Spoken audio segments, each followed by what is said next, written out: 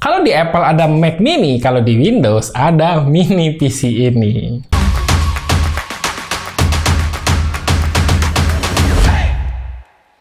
Hai, apa kabar? Ya, jadi di video kali ini saya tuh mau bahas mengenai mini PC ini, yakni adalah ASRock Jupiter X300. Jadi mini PC ini tuh bisa dibilang mini PC rakitan juga sih sebenarnya, karena dia tuh ada beberapa part yang dijual terpisah. Jadi ya kita bisa pilih part-part yang sesuai dengan kebutuhan kita layaknya rakit PC pada umumnya.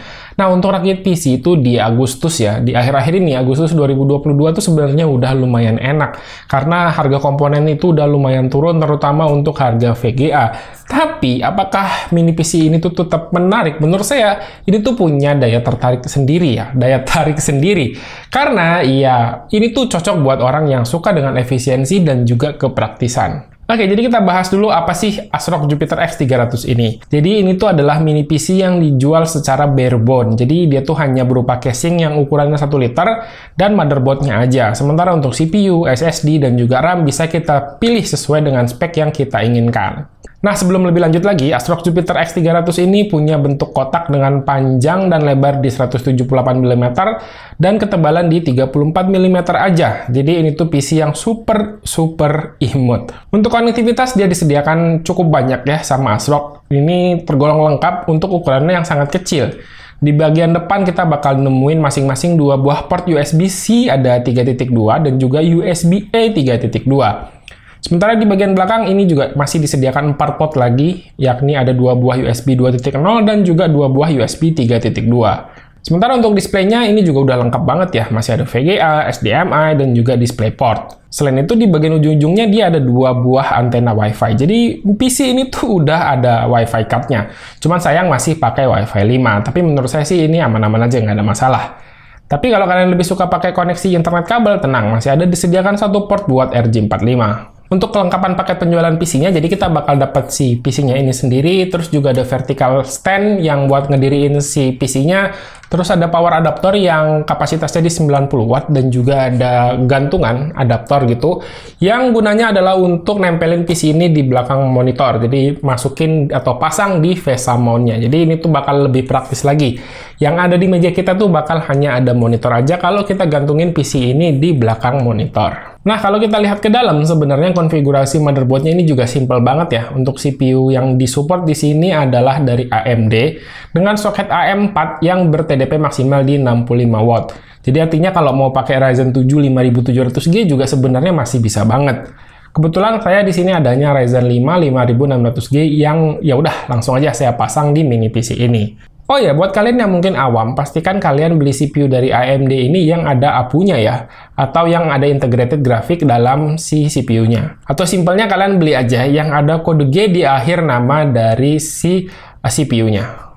Terus untuk RAM dia di sini menggunakan RAM SODIMM atau RAM laptop yang disediakan 2 buah slot dengan speed maksimal di 3200 MHz. Di sini saya pasangin 2x8 GB untuk RAM di PC ini. Dan sementara untuk storage juga udah lumayan mantep ya. Karena dia disediakan slot M.2 NVMe Gen 3 1 buah. Dan masih ada satu lagi slot SATA berukuran 2,5 inch yang bisa diisi oleh SSD SATA. Atau kalau mau lebih hemat sebenarnya bisa pakai harddisk yang 2,5 inch. Untuk rakitan kali ini kebetulan saya ada stok NVMe 256GB aja yang dipasangin di PC ini. Nah, dengan konfigurasi yang saya sebutin tadi, kira-kira berapa sih budget yang dikeluarkan untuk si mini PC ini? Pertama, untuk barebone dari mini PC-nya itu sekitar 3,2 juta. Terus untuk Ryzen 5 5600G itu ada di 2,5 juta. Terus untuk RAM-nya yang 2x8 GB ya, SODIMM itu di sekitar 900 ribuan.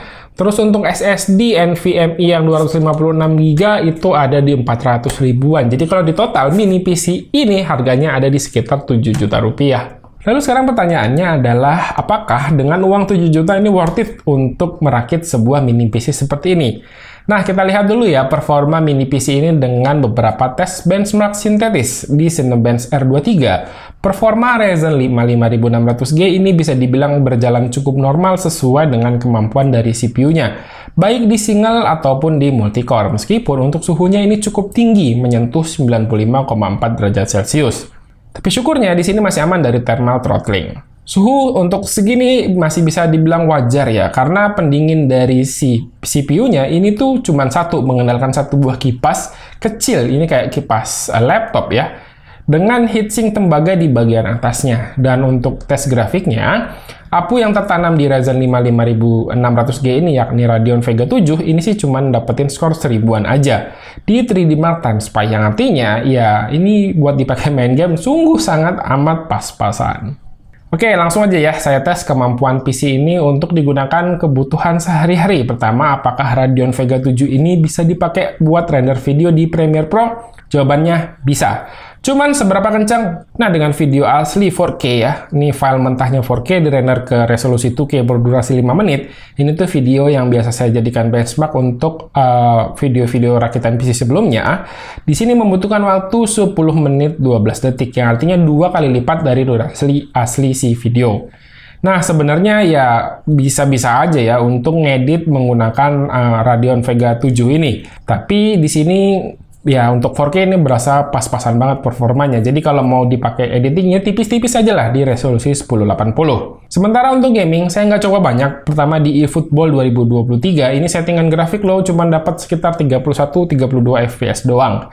Masih playable, tapi ya berasa kurang nyaman aja. Dan kalau kalian lebih suka main game-game FPS yang umumnya masih lebih ringan ya, ini sebenarnya masih oke-oke aja. CSGO di sini dengan settingan medium bisa dapat sekitar 90-110 fps. Jadi ini sebenarnya masih aman banget jatuhnya. Untuk suhu dipakai buat main game juga cenderung lebih rendah dibanding dengan benchmark tadi. Jadi ini dapat di sekitar 72 derajat Celcius gitu. Oh ya, untuk semua game saya setting di resolusi Full HD. Oke, sekarang pertanyaannya, dengan uang 7 juta tadi ya kita buat apa ya gitu? Ngeluarin uang 7 juta tapi kalau nggak bisa dipakai buat main game.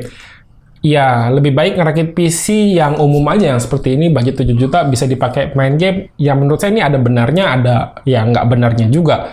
Karena sebenarnya untuk main game itu kan hanya salah satu kebutuhan dari sebuah PC. Karena ya kebutuhan itu nggak cuma main game, ada banyak, bisa dipakai buat kerja, bisa dipakai buat multimedia, buat nonton misalnya.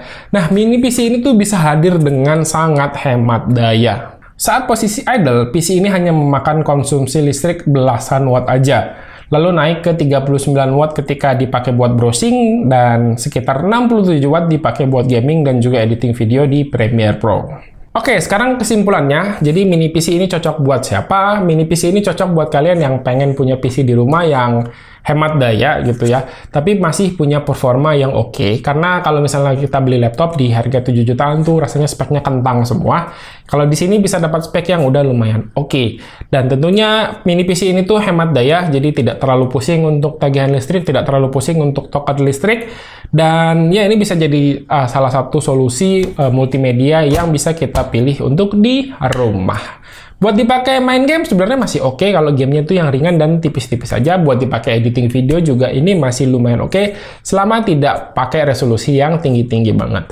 Ya udah, segini dulu aja untuk pembahasan mengenai ASRock Jupiter X300 ini. Semua parts yang ada dalam mini PC ini udah saya taruh link pembeliannya di kolom deskripsi di bawah. Terima kasih buat yang udah nonton. Silahkan like dan share video ini jika menurut kalian video ini bermanfaat. Randy pamit, sampai jumpa di video berikutnya. Yo, bye-bye.